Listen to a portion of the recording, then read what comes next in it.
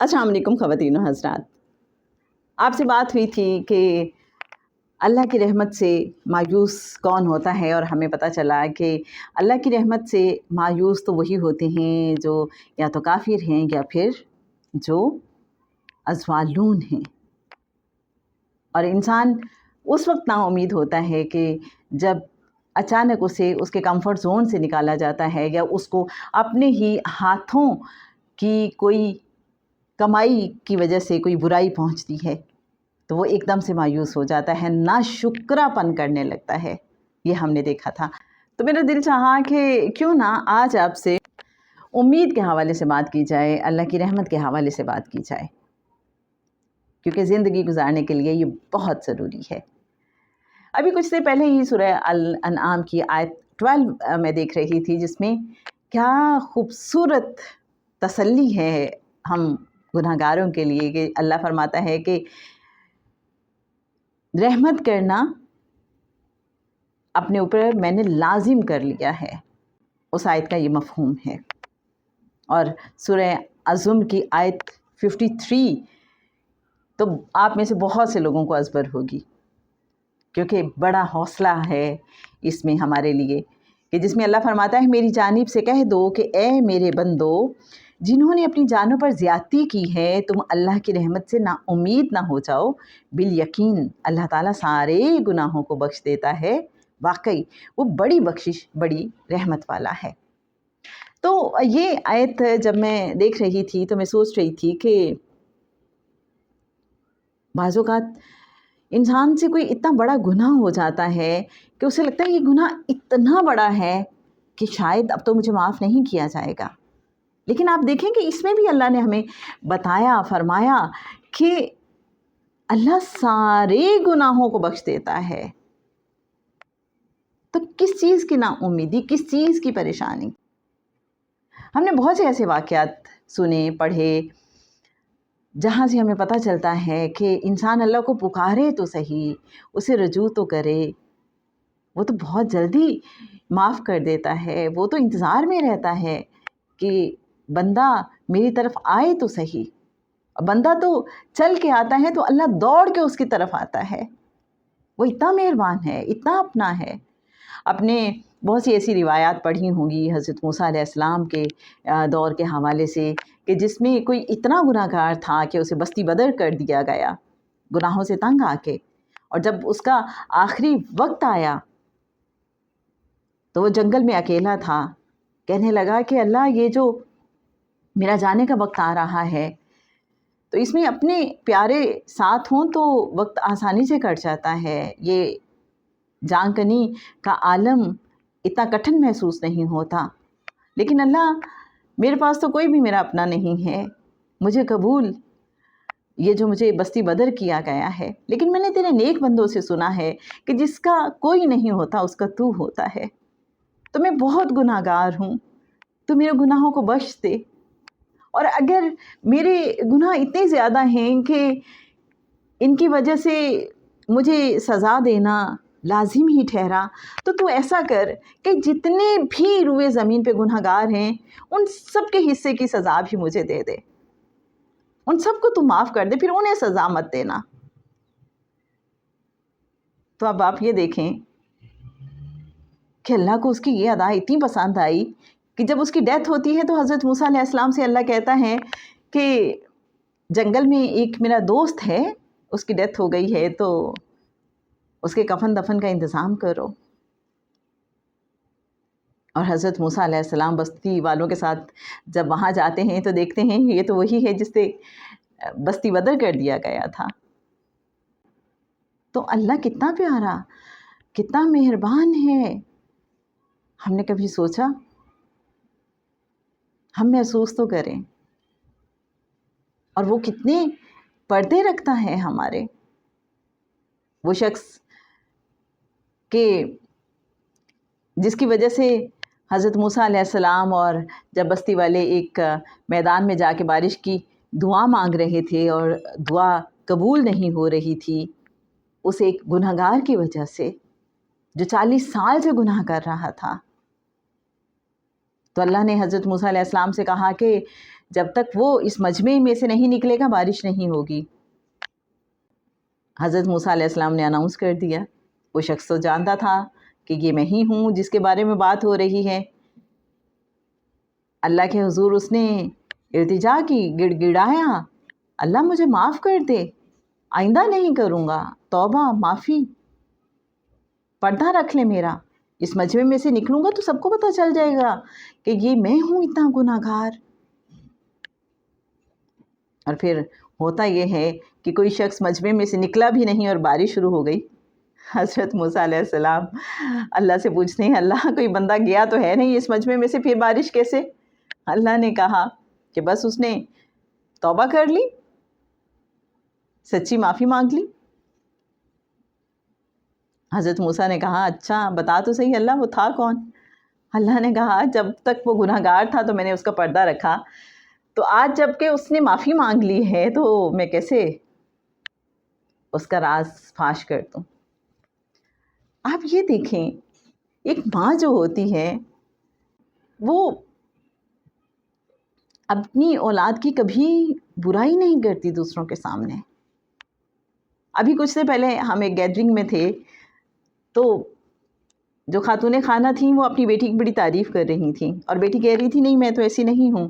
تو میں نے کہا کہ ماؤں کا ہونا اس لیے بھی ضروری ہوتا ہے کہ ہماری چھوٹی چھوٹی خوبیاں جو شاید کسی کے بھی علم میں نہیں آتی، کوئی نوٹس ہی نہیں کرتا، مائیں ان کو بھی بہت بڑا بنا کے پیش کرتی ہیں، ایسا ہے نا؟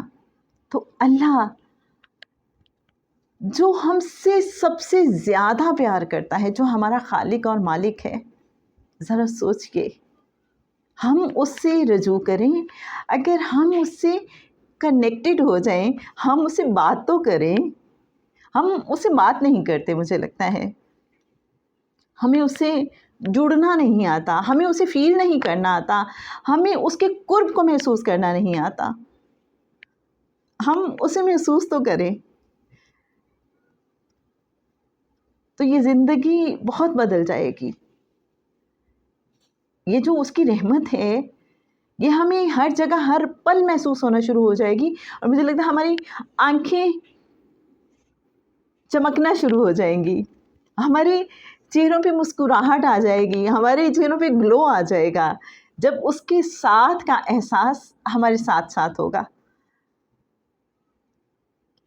دیکھیں جن لوگوں کو محبت ہو جاتی ہے زندگی میں، مجازی محبت ہی کی بات کریں، آپ نے دیکھا کہ ان کے چہرے پہ ایک عجیب سا حسن آ جاتا ہے جب وہ کسی حصار میں ٹرانس میں ہوتے ہیں محبت کے، تو وہ تو سچی محبت بھی نہیں ہے، وہ تو کچھ اور ہی طرح کی مصنوعی سی محبتیں ہیں، تو اس میں اتنا ٹرانس ہے۔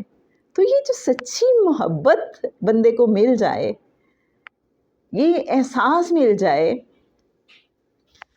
تو اندر جو روشنی ہوتی ہے، اندر جو اجالا ہوتا ہے، تو وہ ریفلیکٹ ہوتا ہے پھر باہر سے بھی، شعائیں آئیں گی نا، اورا اور طرح کا ہو جائے گا، بدل جائے گا۔ مجھے نہیں پتا کہ میں کیا بات کرنا چاہتی ہوں اور میں کیا بات کر رہی ہوں ہمیشہ کی طرح، لیکن اللہ کی باتیں کرنا، اللہ کو فیل کرنا، یقیناً یہ بہت خوشگوار عمل ہے۔ اور کبھی کبھی جب ہم ایسا نہیں کر پا رہے ہوتے اپنی دنیا داری کی وجہ سے، ہم بہت اسٹک ہو جاتے ہیں، کہیں دنیا داری میں الجھ جاتے ہیں، پھنس جاتے ہیں، پھر کتنی اریٹیشن بھی ہو رہی ہوتی ہے، لگتا ہے پھر وہ اندر کا اجالا کچھ کم ہو رہا ہے۔ ایسے میں کوشش کرنی ہوتی ہے اللہ سے، پھر ہم منت اللہ کرتے رہیں کہ اللہ جوڑ لے اپنے آپ سے، کتنا مہربان، کتنا پیارا ہے، جس کو اگر ہم پکاریں، اس کی طرف چل کے جائیں تو وہ دوڑ کے آتا ہے، اتنا مہربان، اتنا پیارا۔ اور زندگی میں کوئی مشکل آتی ہے اور ہم جب گھبرا جاتے ہیں، ایک تھوڑ دلا انسان جب گھبرا جاتا ہے، پریشان ہو جاتا ہے، کچے دل والا میرے جیسا، اور یہاں دیکھیں کہ انسان کا ورڈ یوز ہوا، جہاں سورہ المعارج میں بات ہوئی کہ انسان بڑا تھوڑ دلا ہے، تو وہاں انسان کہا گیا. تو انسان کون ہے؟ جلد باز، شیخی خورا، جھگڑالو اور پھر تھوڑ دلا بھی، خامیوں سے بھرا ہوا، جسے اپنے آپ کو ٹرینڈ کرنے کی بہت ضرورت ہے، اسے انسان کہتے ہیں. اور جب وہ اس ٹریننگ سے گزر جاتا ہے، یہ مراحل طے کر لیتا ہے، تو پھر انسان سے وہ بشر ہو جاتا ہے. خیر جناب، یہ ایک اور بات ہے، اس پہ کبھی انشاءاللہ ہم بات کریں گے کہ انسان اور بشر میں کیا فرق ہے.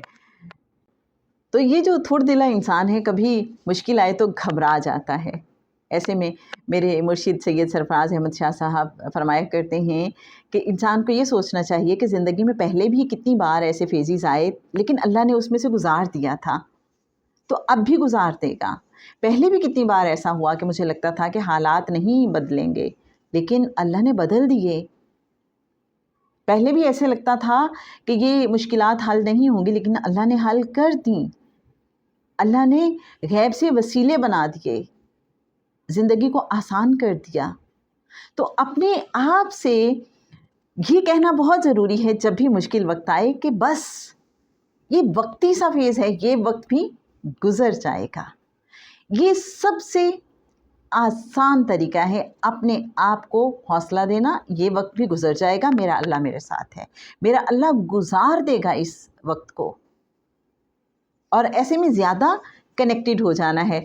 جیسے ایک بزرگ ہیں، ان کے حوالے سے ایک واقعہ ہم اکثر سنتے ہیں کہ جب ان کا آپریشن ہونے لگا، ان کی ٹانگ کاٹنی تھی، اور انہوں نے ڈاکٹر سے کہا کہ انیستھیزیا آپ نے مجھے نہیں دینا، بس ایسے انیستھیزیا دیے بغیر میری ٹانگ کاٹ دیں.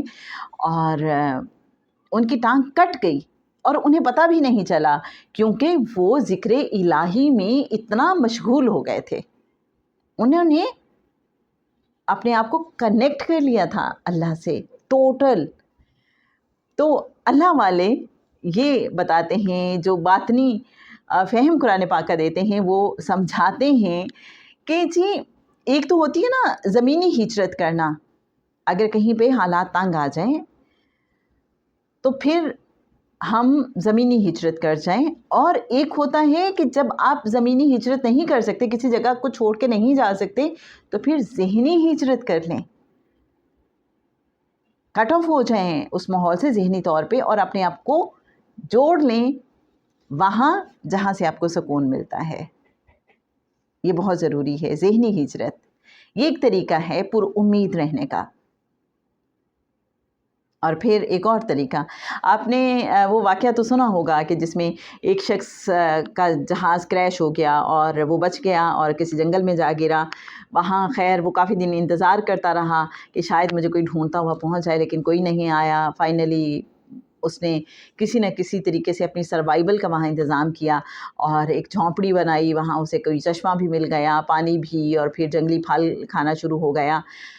اب تھوڑا سا وہ کمفرٹیبل ہوا ہی تھا اپنے اس زندگی میں، تو ہوا یہ کہ ایک روز آسمانی بجلی گری اور اس کی جھونپڑی کو آگ لگ گئی. اب تو وہ شخص بہت چیخا چلایا، اس نے رونا شروع کر دیا، شکوہ کرنے لگا، اللہ اتنی مشکلات تھیں اور میں اتنی مشکل سے سیٹل ڈاؤن ہوا تھا. ایک یہ جھونپڑی میں نے کتنے دن محنت کر کے بنائی تھی، اسے بھی تو نے جلا دیا، اب میں کیا کروں گا. اب بظاہر دیکھا جائے تو اس کا رونا چیخنا چلانا ٹھیک ہی نظر آتا ہے، ایسا ہے نا، ایک عام نظر سے دیکھیں، سطحی نظر سے. لیکن اسے نہیں پتا تھا کہ قدرت اس کے لیے کیا انتظام کر کے بیٹھی ہے. اس نے یہ کیا کہ اب وہ شکوہ کر رہا ہے اور یہ کرتا ہے کہ تھوڑی دیر میں دیکھتا ہے کہ ایک ہیلی کاپٹر ہے اوپر اور وہ آ گیا ہے وہاں پہ. حالانکہ بہت دنوں سے وہ انتظار میں تھا، کوئی اس طرف نہیں آتا تھا. اب اس نے ہاتھ ہلانا شروع کر دیے. فائنلی ہیلی کاپٹر والوں نے وہ جھونپڑی چلتی ہوئی دیکھی، ہیلی کاپٹر نے لینڈ کیا اور انہوں نے بتایا کہ ہم بہت دنوں سے تمہاری تلاش میں تھے، لیکن ہمیں تمہارا کوئی سراغ نہیں مل رہا تھا. اور آج ہم نے آگ دیکھی ہے اس جنگل میں، تو ہمیں احساس ہوا کہ یہاں پہ شاید کوئی انسان موجود ہے، تو اس لیے ہم اس طرف آئے ہیں۔ لیجیے جناب، اسے بچا لیا گیا، یوں وہ شخص اپنے پیاروں سے مل سکا۔ کیا اسے احساس تھا کہ جب جھونپڑی جلی تھی کہ اصل میں یہ جو مشکل ہے یہ اسے آسانی دینے کے لیے آئی ہے، کچھ عطا کرنے کے لیے آئی ہے؟ بس یہ وہ بات ہے جو ہمیں سمجھنی ہے۔ ہر شر جو ہمیں بظاہر لگ رہا ہے شر ہے، اللہ چاہے تو اس میں سے ہمارے لیے خیر نکال دے، ہر مشکل میں ہمارے لیے آسانی پیدا کر دے۔ ہم نے کیا کرنا ہے؟ بس پر امید رہنا ہے، اللہ کی رحمت کا یقین رکھنا ہے، اور اپنے آپ کو یقین دلاتے رہنا ہے۔ اپنے دل پہ لکھ لیں، اپنے دماغ پہ لکھ لیں، اپنے ذہن میں لکھ لیں، جہاں کہیں ممکن ہے لکھ لیں کہ اللہ نے رحمت کرنا اپنے اوپر لازم کر لیا ہے، اور یہ بھی یقین کر لیں کہ اللہ نے فرمایا ہے کہ میری جانب سے کہہ دو کہ اے میرے بندو، میری رحمت سے مایوس مت ہونا۔ اور میرا دل چاہتا ہے کہ چلتے چلتے ایک نظم کے کچھ اشعار جو مجھے بہت زیادہ پسند ہیں۔ کبھی مایوس مت ہونا، اندھیرا کتنا گہرا ہو، سحر کی راہ میں حائل کبھی بھی ہو نہیں سکتا، سویرا ہو کے رہتا ہے، کبھی مایوس مت ہونا۔ امیدوں کے سمندر میں تلاطم آتے رہتے ہیں، سفینے ڈوبتے بھی ہیں، سفر لیکن نہیں رکتا، مسافر ٹوٹ جاتے ہیں مگر مانجھی نہیں تھکتا، سفر طے ہو کے رہتا ہے، کبھی مایوس مت ہونا۔ خدا حاضر ہے ناظر بھی، خدا ظاہر ہے منظر بھی، وہی ہے حال سے واقف، وہی سینوں کے اندر بھی۔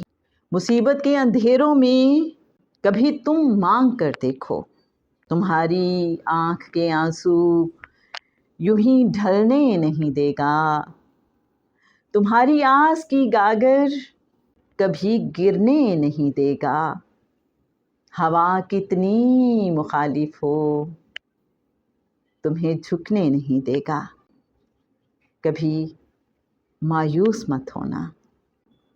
اندھیرا کتنا گہرا ہو سویرا ہو کے رہتا ہے، کبھی مایوس مت ہونا۔